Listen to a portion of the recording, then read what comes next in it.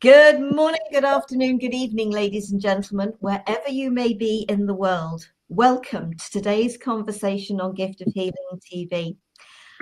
I am delighted to be joined by my co-hosts, and I'm going to go round.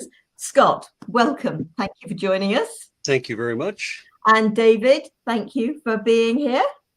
Hi, and a very good evening to everybody. And to our guest, Ilene Dillon. Ilene, thank you so much for joining us today. My pleasure. Thank you. Our topic, Ilene's choice, as always, our guest's choice. Healing yourself and our world through ending manipulation. Ilene, share a little about yourself and why this particular topic. Well, right before we started the program, we were talking a little bit about spiritual forays. And so I'd like to start there to just acknowledge that we are going through so much change in this world. And I believe it is spiritually motivated that not only are we human beings, but we're becoming aware of ourselves as energy beings, much more than we ever have in the past. And so I find my work focusing on energy. I focus on emotional mastery, and I see emotions as energy. And manipulation is also about energy. I always really disliked manipulation and did everything I could. I grew up in the 1950s where all the women in my life anyway, seemed to be highly manipulative. I've since learned we manipulate when we don't have power. And that was the situation that they were in. But I swore I'm never going to manipulate. And then my marriage ended when I was about 28 years old. And it didn't take me long for me to start going, he used me, he manipulated me. And how did this happen? I'm going to study it. I was a therapist by that point. And so I talked with people and studied how things went. And in about 6 months, I discovered what I now call the first law of manipulation, which is that it takes one to know one, right? So if he was manipulating me, I was manipulating him, and I couldn't see it. But I had a very challenging childhood, and I eventually realized that I had a deep-seated belief that I was not lovable. And here was a man who told me that I was lovable, that he loved me, and he proved it by marrying me. And that was my manipulation. And it set me off looking at manipulation, which I perceive as people using the energy of others, usually without their permission. And because we feel like we can't live our lives on our own, we're not adequate. And let me just back up. What I've discovered since then is that everybody, in my view, is born manipulative. We come in little tiny bodies. We have brains that don't work. We cannot function in this world unless we have an agent, somebody who's going to interact with the world on our behalf. And what we haven't looked at, and what I want to talk about today, is that we start to outgrow that situation, and it starts around age 2. My children said, "Me do it myself," right? But at 2, they couldn't do it themselves. But I discovered that at age 3 or 4, somewhere in between there, they could pull a cover up on themselves. They could get something out of the refrigerator. They could get their own water. And so they could start putting their own energy through themselves to meet their own needs. And that's when I noticed that way too many parents don't help their children to start taking that responsibility. And so what happens is the body continues to grow so that you eventually look like you're an adult, but emotionally you're still 3 or 4 years of age. And what I'm wanting to share with the world is that we human beings are designed to outgrow manipulation. And as I say tongue in cheek, most people have missed the memo And so that's what I want to talk about today. I offered a list of characteristics of people who are what I call lifestyle manipulators, which means that they manipulate as a general course. And we'll talk more about what we need to do to end manipulation, knowing the characteristics so that you can see that somebody is a person who may be manipulating you is a wonderful first step, because it allows you to say, oh, I'm having my energy used here and I may not want that, therefore I'm going to set a boundary, or I'm going to walk away, or I'm going to do whatever I need to do. And that's where that list will come in handy. So bottom line is, I've been looking at manipulation for over 50 years now. And I think that there are two major things that we human beings need to get under our belts. One is mastering emotions, and the other is to let ourselves grow out of manipulation. Thank you for sharing all of that, because I think it can be an eye-opener for everybody. What I love about these conversations, it can actually sort of help us think about things maybe differently to the way we have. So sort of, Scott, let's come to you first. Some thoughts. I love that you speak energy. I teach a course locally called Energy Explored. And so I work to explain what energy actually is in our everyday life. And from everything we touch, everything we see, everything we smell, everything we hear, but mostly that emotion is energy in motion. I used to, years ago when I was first married, I had this discussion with my wife, and I said, how, she would get angry and she would ignore me for 3 days. Now, for me, that was tantamount to the worst possible thing. That'd be like putting me in, in a jail cell with no lights on. And she finally, of course, and I probably deserved it, but it Nobody does.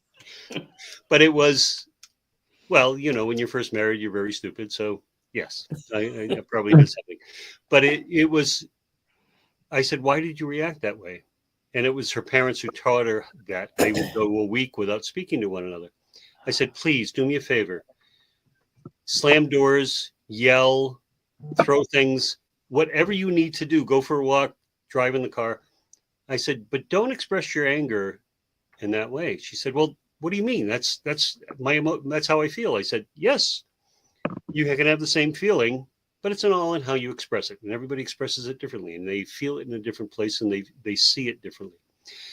So she did refrain from doing that again. She found better ways to be angry at me. So we were only married for 40 years. So I love what you talk about manipulation, and we all do it. For years, and I'm looking at myself in this respect, for years, I was the pleaser.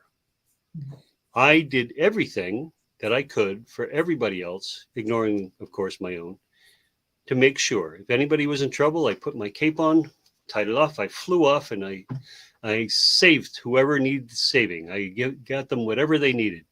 I knew everybody, and everybody knew the first call that they made was to me, because if it were 2:00 in the morning, I would be there. If it were 50 miles out of the way, I would be there. But here's the thing. I was empty. I emptied myself of all of that because I never gave to myself. And what you said, and we were talking about it earlier, about the change happens here first. It happens here first. And when you change that and you define yourself and you have some boundaries, at one point, mine were so tall that I couldn't get back over them myself. And I was always wondering why nobody would come in. It was because my walls were so tall and so deep, there was no exchange anymore. So it took years of therapy after my wife passed to be able to bring those down enough so I could just step over them. and deal with people on a much different basis. And it's that motivation. And I realized that I was manipulating people to like me by doing for them.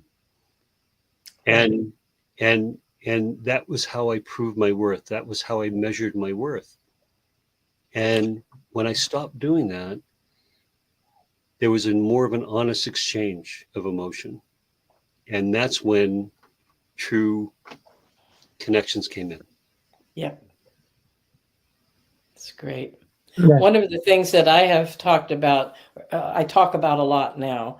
I was participating in some workshops about for women about finding love, and as I looked at that, I thought, that's ridiculous. You're never going to find love because what we need love inside of us, and then we'll give that out to people and it will get reflected back to us.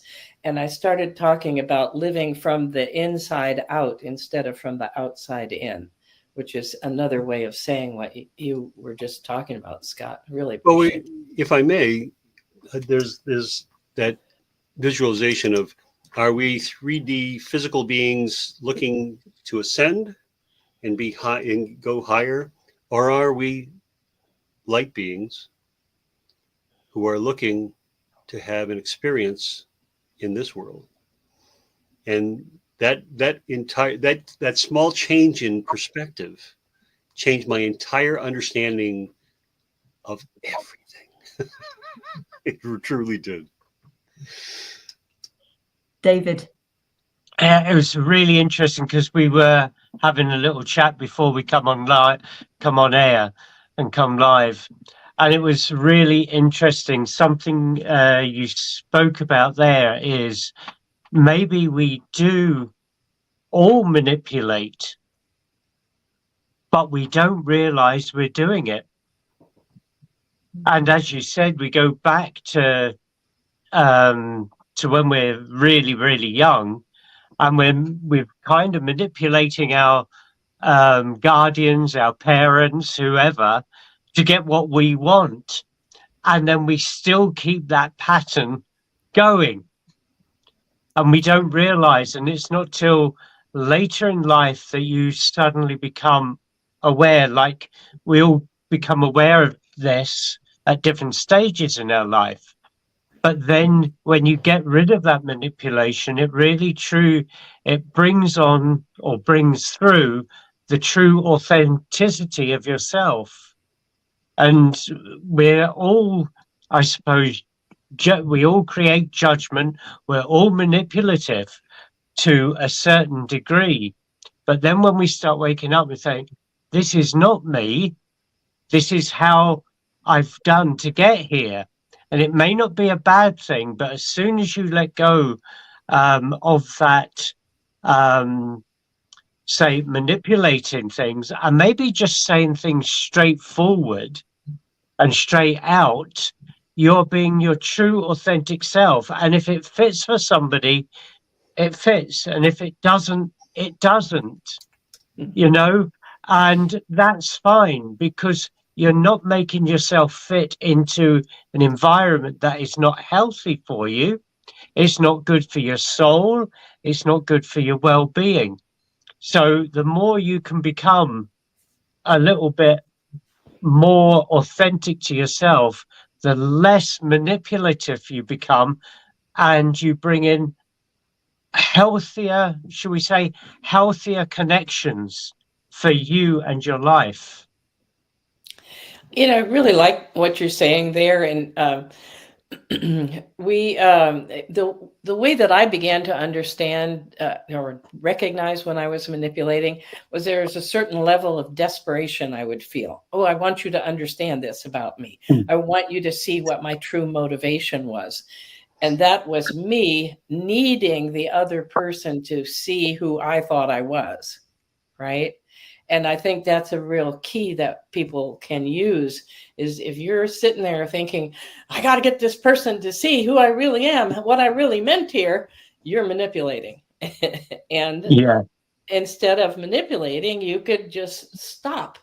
one day I had a disagreement with my second husband, and he got up and started pacing in the house and in the kitchen and smoked a cigarette and all this kind of stuff. And I saw myself putting my hand on his knee. Wait a minute, And instead, I got up and I started walking back and forth in my living room going, Ilene, I know what you were doing. I know who you are. You don't have to explain yourself to anybody. I'm patting myself. And everything worked out. He came back and sat down. I filled myself up, and the whole problem disappeared. Yeah. It really does change when you have this, I don't know whether you call it a switch of thought or this button that switches on and over, but it doesn't it make you in yourself feel so much healthier? That's what Right. I would say. Well, what I saw myself doing was giving to myself what I thought I needed from the other person. And that's a key. Yeah. Yeah, 100%. But an awful lot of our behaviors are also learnt behaviors that we've witnessed parents, maybe older siblings, sort of cousins, aunts, uncles, even the teachers at school, and other children. Oh, that worked for them. Maybe I'll try that. Especially if you're one of the people pleasers, as I was as well. Yeah. The insecurities. It was, sort of, if something appeared to make somebody happy, then great, more of that. And I, and as you were saying, Scott, actually, I think as a people pleaser, you really are trying to manipulate, but you don't understand that you're trying to manipulate a situation rather than just be accepted, because you don't feel acceptable to anybody for any reason. And the people pleaser thing is so debilitating. It really is. To feel that insecure in yourself and in who you are. And I am very grateful, as horrible as the wake-up call was, the wake-up call that I had, that it got me there. But it got me to that stage of the thought that came to me was, why am I worrying about what other people are thinking about me when they're not? And it was that light bulb moment of realizing that they're not thinking about me. They've got whatever is going on in their own lives. So why the heck am I worrying about it? And that was, but that was my insecurities. And that wake up, that light bulb it was as if a massive weight lifted off my shoulders. And it will come to us in our own unique way, differently, but it's about us being open to that. I am very aware that I've learned from my mother. Bless her cotton socks can be very manipulative. But it's understanding that. And I try not to do that. I really do try very hard not to do that.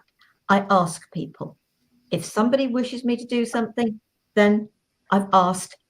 They've said yes. If they say no, you don't push it. But then I spent too long doing for everybody else. I was doing and I was not a being. And this is the difference, isn't it? It's about being ourselves rather than doing for other people. And you're holding everybody back. You're holding yourself back and you're holding them back because you're just not. And I don't think we don't realize that we are manipulating people. No. I have to do this for you with the hope that you'll like me. But actually, I'm not making you do it yourself so that you can grow. And I'm not taking care of myself for my own growth. Can I tell you a story from years ago with a young person who was close to me? And it was a young woman, and she was in a relationship with a man. She had talked to me about it, a young man, and I said to her, I believe he is highly manipulative and abusive, verbally abusive. Uh, and you're the person who's going to have to work your way out of it. I'll offer you what I can. Well, I stopped by where she worked one day. I was feeling really good. And first thing she did was tell me about the latest incident. And by the time I left to go home, I realized I'd gone from, oh, I've had a wonderful day, to this. And I realized that this young woman had been talking about getting out of the relationship for months. And I kept trying to help and to listen and to give energy, right? And on my way home, as I drove, I thought, you know what? I am participating in keeping her in this abusive relationship because I'm feeding it energy. So when I got home, I said, I'm not going to listen to any of the bad stuff. I contacted her. I'm not going to listen to any of the bad stuff. I'm going to hang up. I'm going to walk away. I'll listen to all the good stuff, but I'm not listening to any bad stuff. That young woman was out of that relationship in 2 weeks once I stopped feeding the energy. And so it's really important that we not feed energy to people's need, but like you say, ask them, do you want some help? If they don't say a clear yes, don't give it to them. And there's one more thing I want to talk about just briefly, because I see it a lot in political circles right now. I won't pick any particular one, but we see people who appear to me to be doing things in their lives that are horrible things, and they're acting as if nobody gets it. And what I have learned is that if you are able to manipulate and manipulate for years, you actually get to the point where you think other people don't see that you're manipulating. Yeah, you're so living in that world, you believe, don't you? Yeah. You Other believe you're people are still just being stupid. hidden. Right? Yeah, and you just think, I'm getting away with it, you know, and yeah, so much can be seen through in so many different environments. But yeah, people do believe they've become, should we say, that untruth. Yeah. And Yeah. they're living that untruth, I suppose, in their own world. But it's really, I was going to say as well, we spoke a little bit, as say before, but it was just like when I came into this spiritual world, or the awakening, whatever you want to call it, or realization.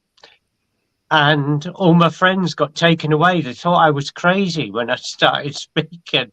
And there's me trying to make it fit for them to accept me instead of being honest about the work. I know, Sarah, you've heard this story before. But I said, oh, I'm going to see my spooky friends, which was my development group. But people thought I was going up to see my spirits.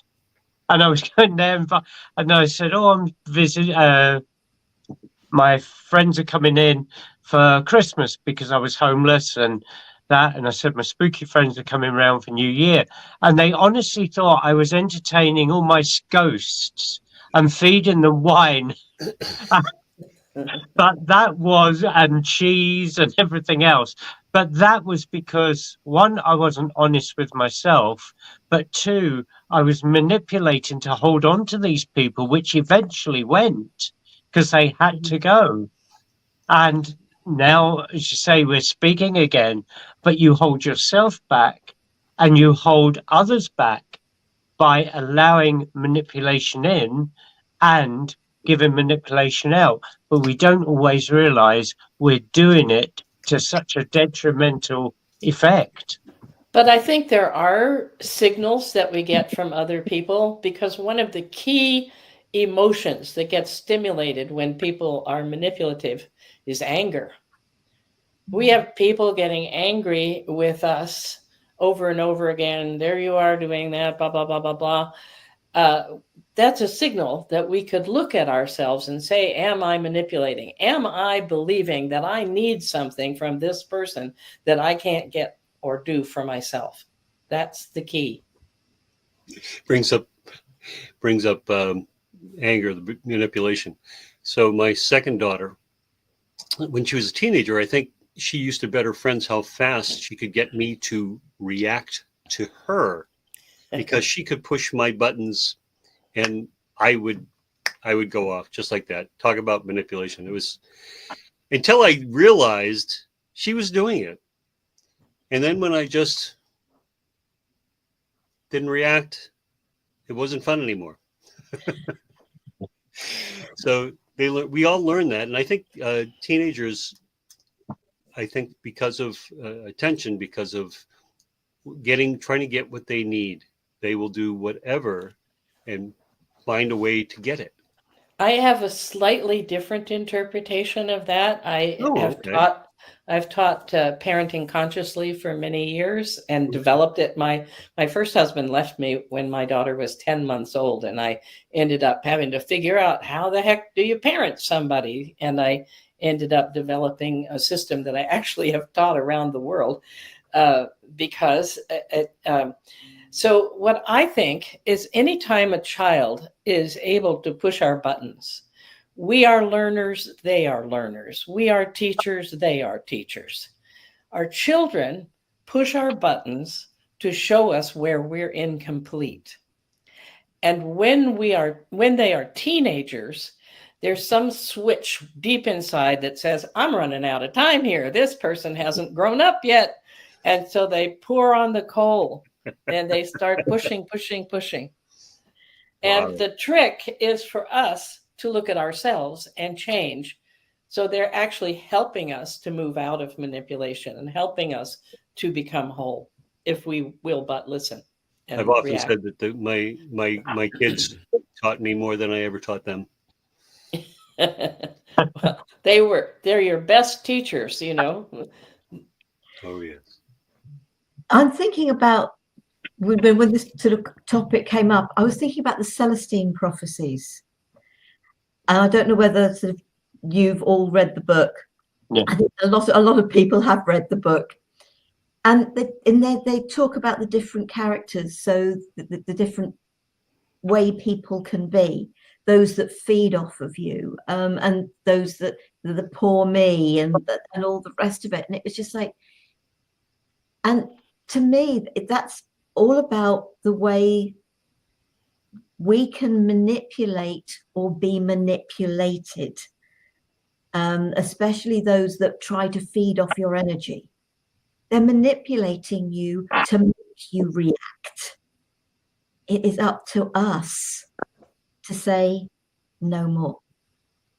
It is up to us to learn to say no and to put up the boundaries that protect us, yes, but don't stop us from growing. Don't stop us from being supportive when people truly require that support. But I think I suppose I've worked with adults with learning difficulties, and bless them, oh boy, they may have learning difficulties, but there's a good bunch of them. They're not stupid.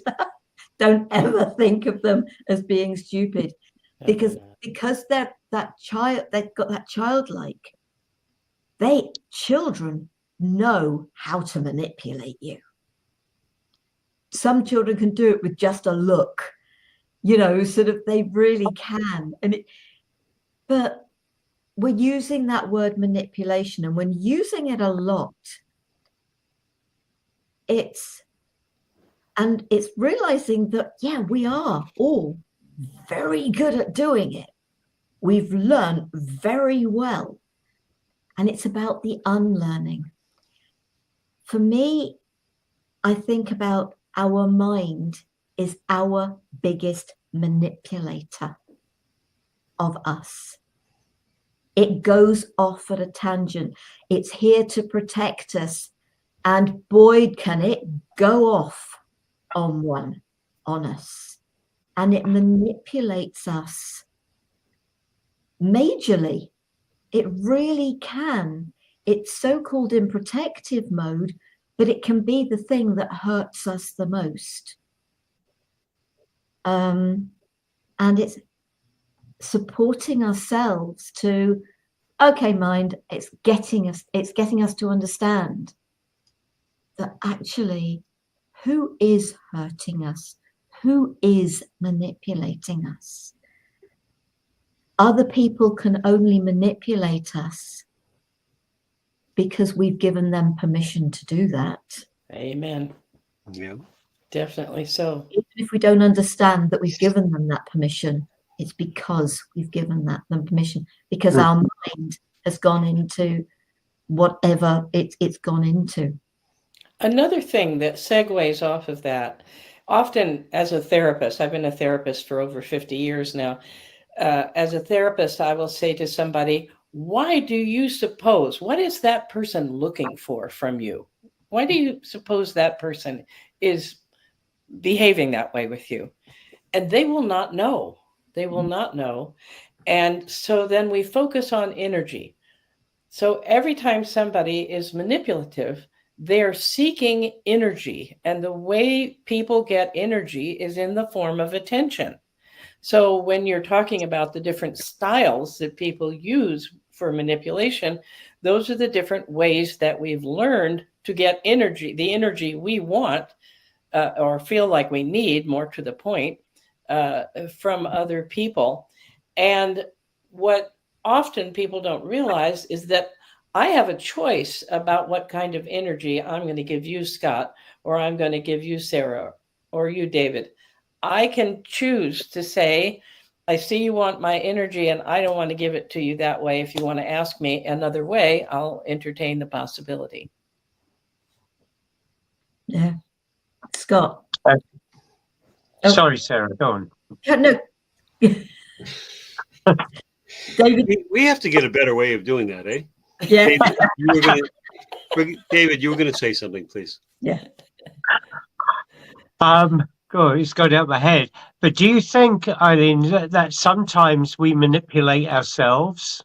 Absolutely. Into yes, a We situation? do. You know, That's what went through my head. I just thought, we manipulate ourselves. The way that I understand we do that is we push ourselves to do something we really don't want to do. That's how we manipulate ourselves. And we often use the word should. I should do this. Whenever you're working with should, that's something that's coming from outside of you, as opposed to we were talking about inside of you. I want is much different than I should. And when you're not manipulative, I want to do this. I was actually on a vacation years ago, and a woman who was on the vacation with me came by and said to me, "Oh, you don't have to keep washing dishes. You've been washing dishes for 3 days now. Let me." And she tried to push me out of the way. And I said, "No, I'm not doing that." And she kept going, kept pushing. And finally I turned to her and I said, "I only do what I want to do. And I want to wash the dishes. Will you allow me to do what I want to do?" And she walked away. But that is the level of clarity sometimes that we need to get to move past manipulation. Working on the basis of what we want, not what we think we should do or what's right or whatever. And I'm sure with your spiritual, all of you with your spiritual studies, when I do things that I really want to do or that I feel good about, that's in my highest good and the highest good for the people around me too. Would you agree with that or not? Absolutely. Yeah. 100%. 100%. Yeah. We talked about our circles of people that we engage in and that come around.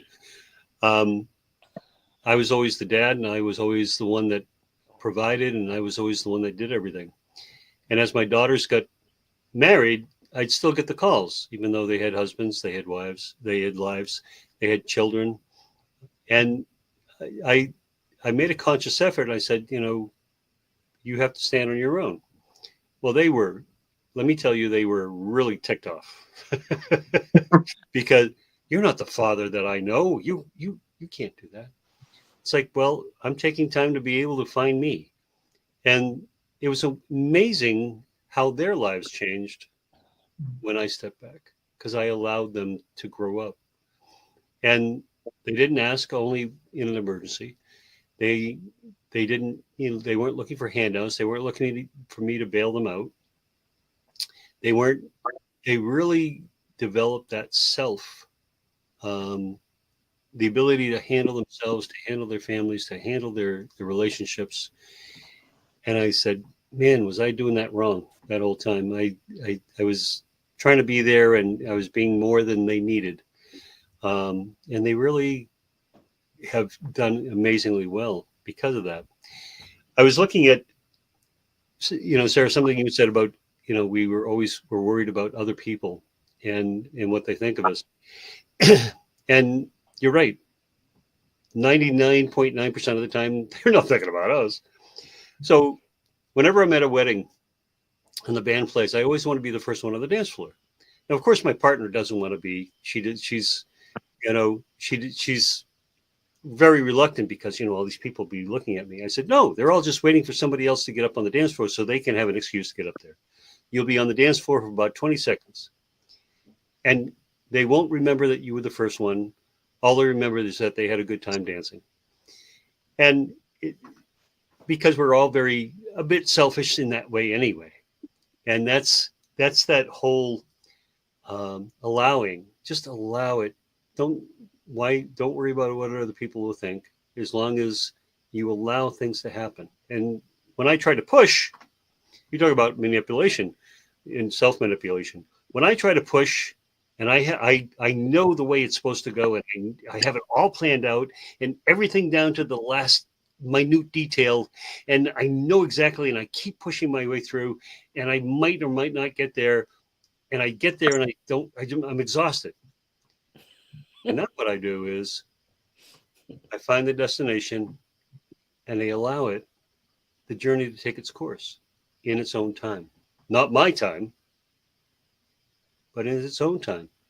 And I get there refreshed, maybe sooner, maybe later than I had anticipated, but I get there, and it is enjoyable, and I stay present in that process. And that's the whole thing, is when I'm in my head and I'm pushing my body, I'm getting up earlier, I'm not eating right, I'm pushing myself,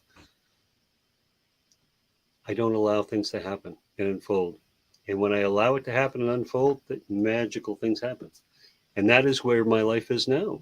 That the lack of self-manipulation has allowed me to live a joyful, more abundant, more, happiness is the state. Joy is where I think people want to get to, because that means a constant state of happiness. Happiness is fleeting. So I love your topic, Eileen. It is absolutely spot on in dealing with the connections that we have in our life. And when we can be honest, authentic, and stop being our 2, 3, and 4-year-old selves, it allows us to do that. We speak our needs. I teach a course on finding your voice, and when we can voice our needs clearly and without any kind of manipulation, they're usually met. Yep, they really are. I hope you give yourself credit for getting yourself to the place of recognizing that you didn't go in the direction you wanted to with your daughters or your children, and that you made that shift. I think a lot of times we make a shift like that and we don't give ourselves credit. We go, oh yeah, I had to do that. Boy, did I screw up on that one. And or whatever. I'm not saying you would say that to yourself, but I did plenty of times, yeah. but the whole reason we screw up is to wake ourselves up you know? And the fact is, I had somebody recently tell me that one of the things that has made a difference over the years was the fact that I would say, listen, you did the best you could with what you knew at the time. And that's all anybody can do. And you did, but then also you kept looking. And I think that's part of it, is staying conscious and continuing to look. What is it that's not quite working the way I want it to here? And what can I do in myself to make a shift? It's really great. My best friend, we were having dinner. My best friend looks at me and says, "You're really unique." And I said, "Okay, stop right there." He says, "No." He said, "I'm 66 years old." He said, "All of our friends, the people we graduated with, the people, they're retiring. They're going to look to play golf. They're looking to wind down. They're looking to do less. You're looking to teach. You're looking to go to more courses. You're looking to travel. You're looking to do all this. People don't do that." But well, there are more of us doing it than used to be, because I do that too. Absolutely. And I, when I grow up, I want to be just like you. Absolutely. Oh. I am living my best 18-year-old self right now. I am turning 81 on Sunday. For real? Oh Happy my! birthday and congratulations. Yeah. Thank you. And you are so vital and so present, and I absolutely adore it. I think we all have the ability to do that. And but we need to, like you were talking about there, Scott, we need to make our decision, you know. If you're going to stay in the world, and part of it, you know, I have mission. I have something that has meaning for me that I feel like I'm doing on a spiritual level. So that helps a lot. Mm-hmm. But we also, if we're going to stay here on the earth, why not be here? You know, and that means, when I looked at it, that meant I need to keep going forward with my life the same way I've been going forward with it, engaging, looking for new opportunities, you know, keeping myself healthy, whatever it is. Yeah. I'm going to bring up your butterflies, because isn't that what we all are? We are those, you know, in that chrysalis form, sort of. And for me, the wake-up call is when we start to actually sort of come out, and we eventually get to spread our wings and have that freedom. And it is about freeing ourselves from all of these things that we've put ourselves through. But I would have never, ever look back on my life and change anything. Not anything that I have been through, because I wouldn't be where I am doing what I do, coming up for being able to retire next year, except for the fact I will claim my pension, and thank you very much indeed. And that means I'm going to be able to continue doing what I wish to do, the teaching, the touching lives, etc. And there are more and more of us who, we're not looking to retire per se. We're just looking to actually have a much more fulfilling life. And I am a great believer in divine timing. So the things, the layers of the onion, that next bit of growth, that next bit of healing will come when it is meant to. And if people listening to this and really listening to sort of what manipulation is, and it is what we understand it to be, but it is so much more than we understand or have understood it to be. That there is a much greater depth to it, and we are all very capable of it. And of moving past it. Yeah, it's that getting to move past it. It's learning to do that. And we do it without even thinking about it, because it's that learned behavior. How can we learn to stop it, halt it, move past it, move through it, whatever terminology works for you to support you to think, Oh, actually, I'm just thinking of something relatively recently when my car broke down. Well, correction, I had a flat tire earlier this year, and I sort of rang up to say, "You help? Will somebody come out and help me?" And I pay for this service, sort of, and it was, yeah, I'm a woman on my own. Dark lay-by. Oh, can you get out of the car and stand behind a barrier? No. And I understood why they wanted me to get out of the car. I really did, because so many accidents have happened with somebody going into the back of a car that's broken down. I get that. But I was kept waiting 5 hours. But on that call, I'm very good at being able to turn on that I'm going to cry voice. And I am. I am very capable of doing it. But I thought, do you know what? I am stuck here in a lay-by. I'm on my own. There is nothing around me other than countryside.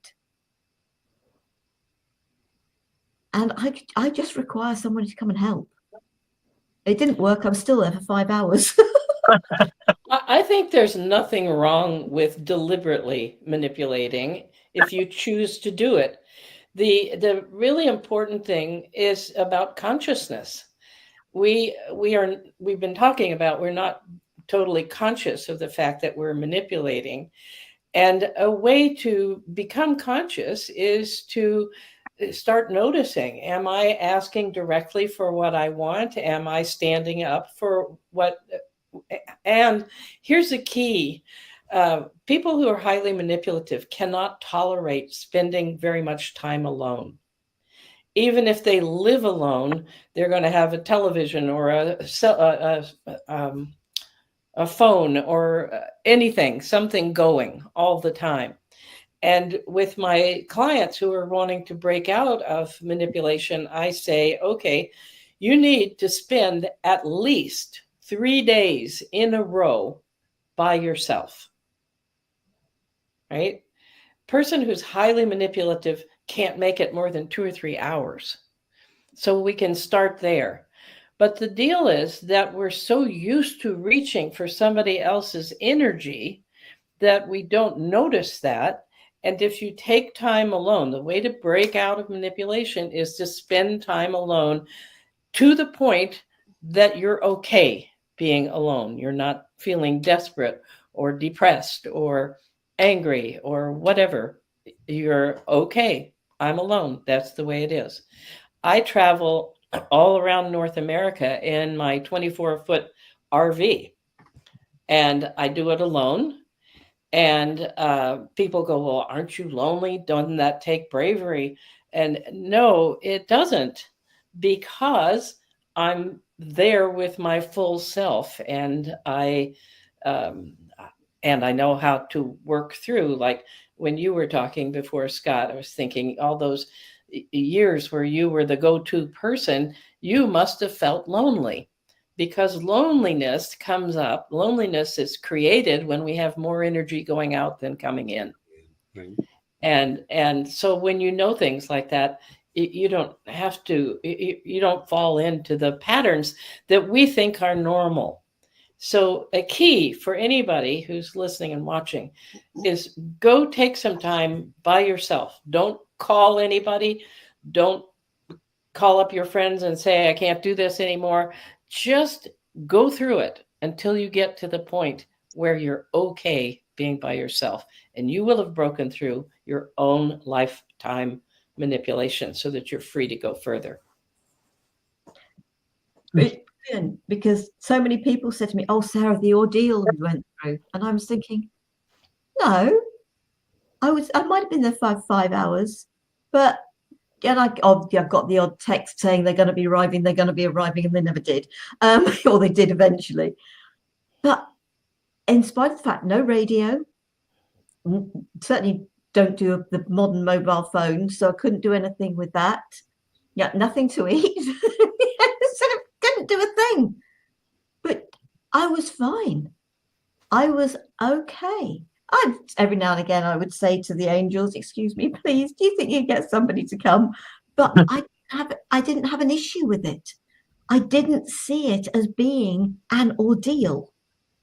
I like my own time. Even as a child, even when I was in that insecure place, I loved taking the dogs for a walk for 2 hours on my own. I would be really happy to because I suppose that was when I could be more me. Mm-hmm. And what we also need to say to people is that you can get to the place you were in as a child. I can hear people going, well, I wasn't like that as a child, but you can get there now just by choosing to spend time alone. And once you do that, then you're living in your own body, in your own soul, and you will have a fuller life. You will have a happier time. You will be more full of love. It's amazing what happens. Yeah, absolutely. Absolutely. Ilene, you talk about traveling by yourself, and in modern travel now through airplanes and to different countries and all, and I went to India in April, and people looked at me and said, "You went on your own?" I said, "Well, I joined a group there."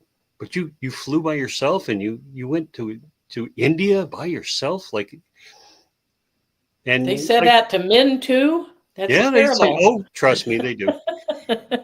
and everybody's like, "Oh my God, India sounds so wonderful." Yeah, it's all right. It's only a 20-hour flight. No, what? I could never spend 20 hours on a plane. How could you possibly do that?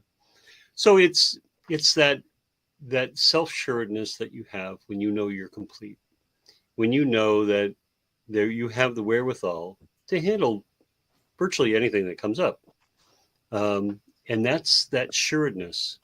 I always used to say that I had all the armor on because I needed to protect myself. I needed to protect my family, and I had all this armor, and it got heavier and heavier and heavier through the years. And what I found that it was just draining, completely draining, carrying around all that heavy armor. So in going through therapy, all that armor came off, and I was left with this great big ball of energy that sat right here in my chest. That was the strongest thing that I had ever known. And it is full of love and health and safety. And I can go anywhere in the world. I never feel threatened. Walk into any situation and know that I'll be able to handle it because I have that. I don't have the walls. I don't have the moat. I don't have the armor anymore. I have something much stronger. And it's much easier to move around, by the way, than wearing all that armor. Yes. We're coming very close to the end of our program, but I would obviously like to give everybody a chance to share any sort of thoughts. So we will come to you first, Ilene, and it might be that we come to you after everybody's finished, but so anything that we maybe haven't touched on, or something that you've said, I think actually I would really like to share that.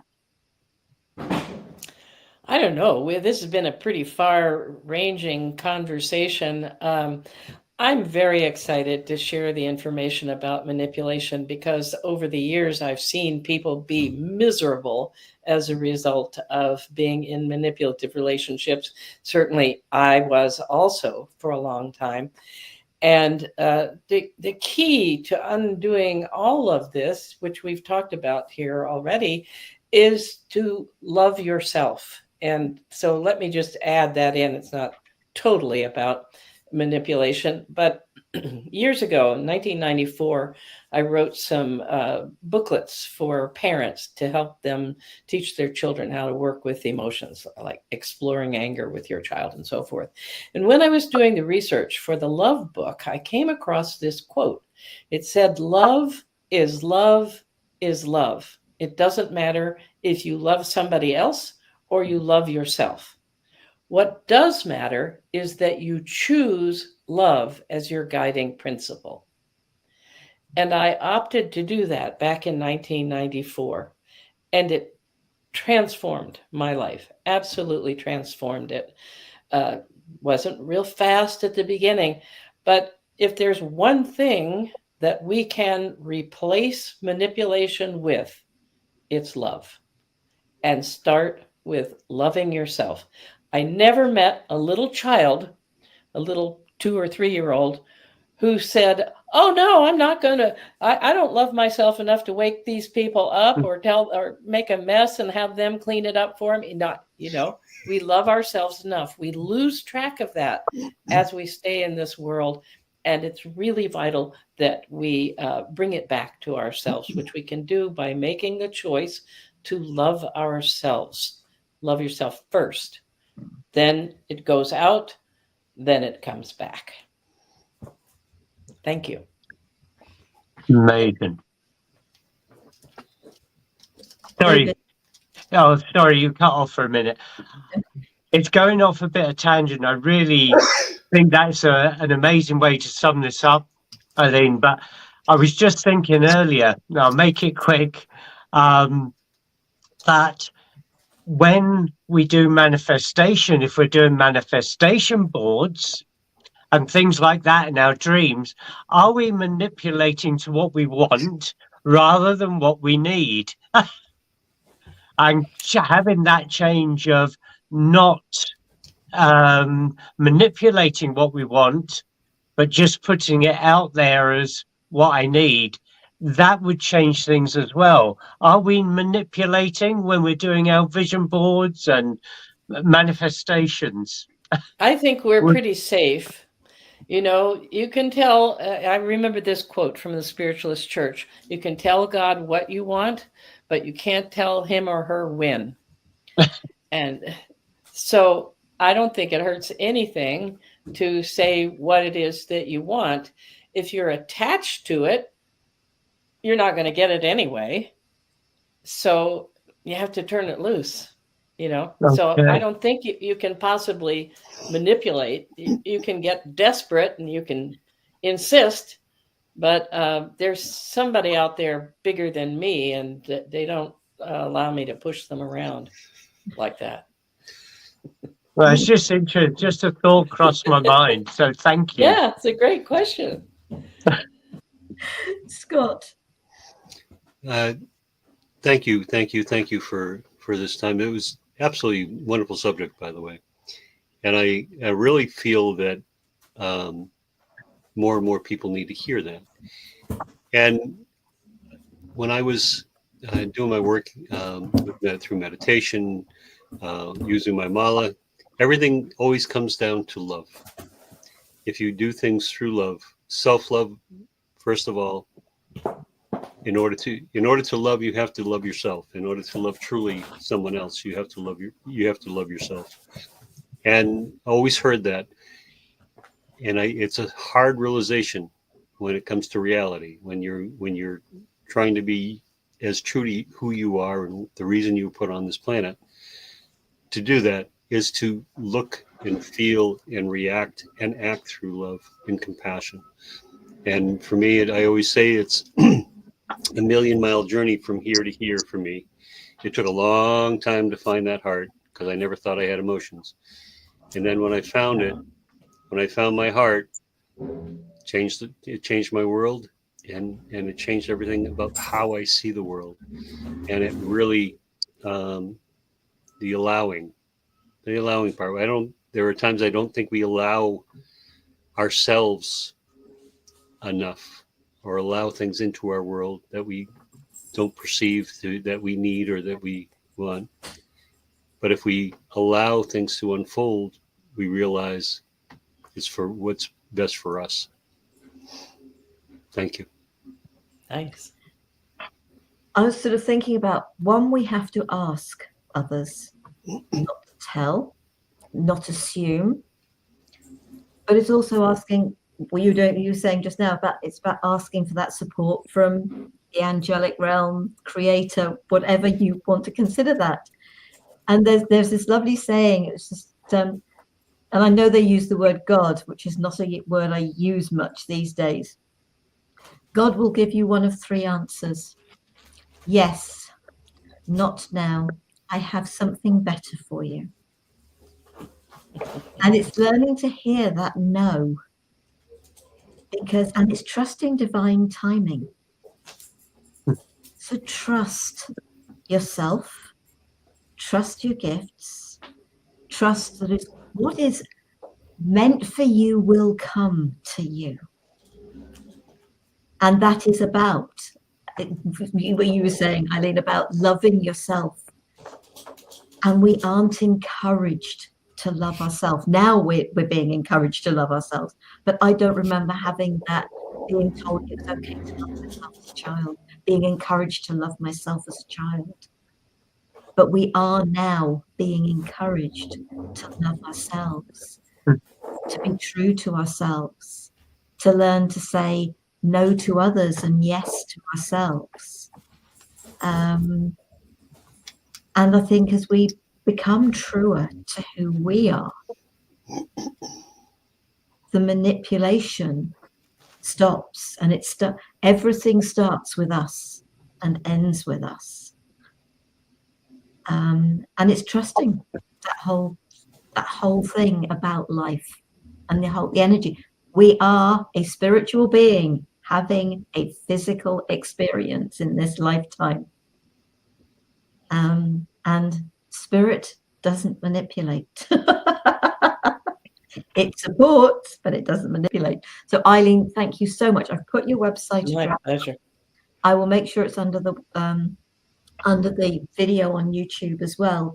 But it is www.emotionalmasteryforlife.com. That's right, isn't it? Yes. Yes.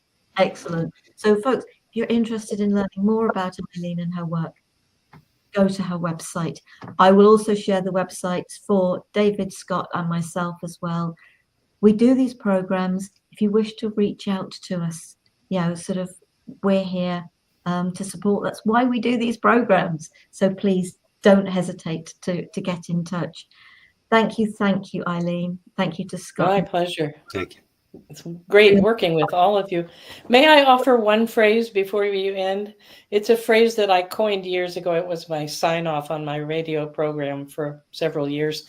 It's pay attention not to what you want to overcome, but to what you want to become.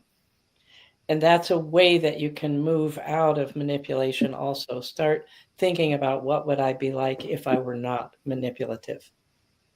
Bless you. Thank you. And that list you were talking about is going to be on the website on the blog page from tomorrow.